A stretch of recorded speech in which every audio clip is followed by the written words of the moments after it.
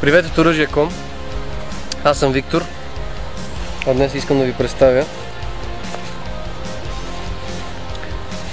газовият пистолет на италианската фирма GAP. Или ако е по-удобно за вас, го наричайте Glock 17.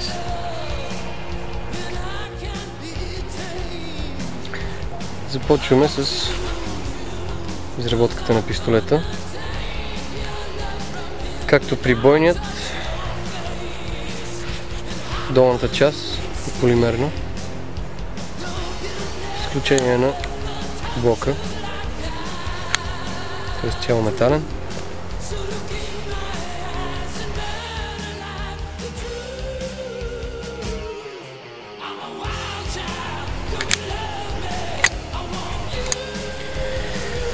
Продължаваме с предпазителя. Малко необичайно.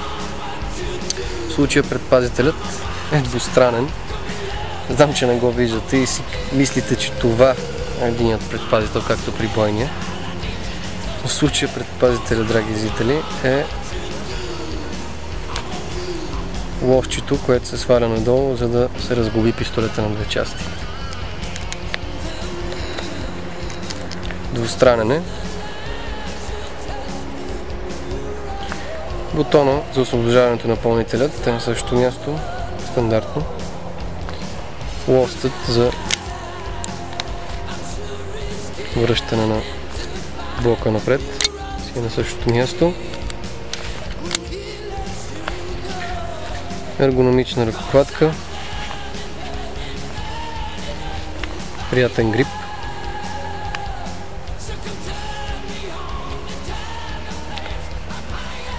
Нещо, което може би ще ви направи впечатление, е, че няма уивър релса.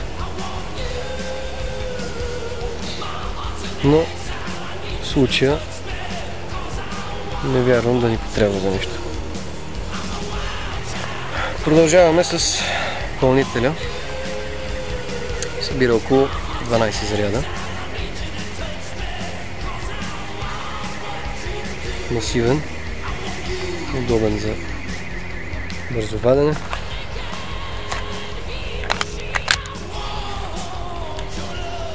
След малко ще видим пистолета в действие.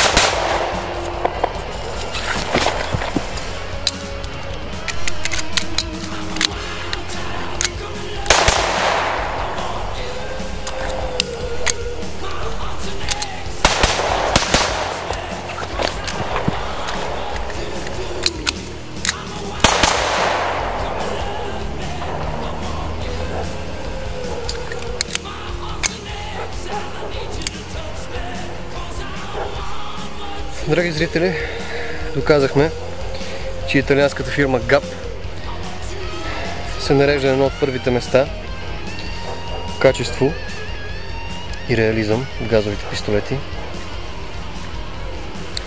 Както видяхме до момента, пистолета става за тренировки. Тези от вас, които се занимават с IPSC турнири, спокойно могат да го използват за тренировъчни дейности. Може да бъде притежаван и с колекционерска стойност, както и за забавление. Предлага се в два варианта: никел и чисто черен.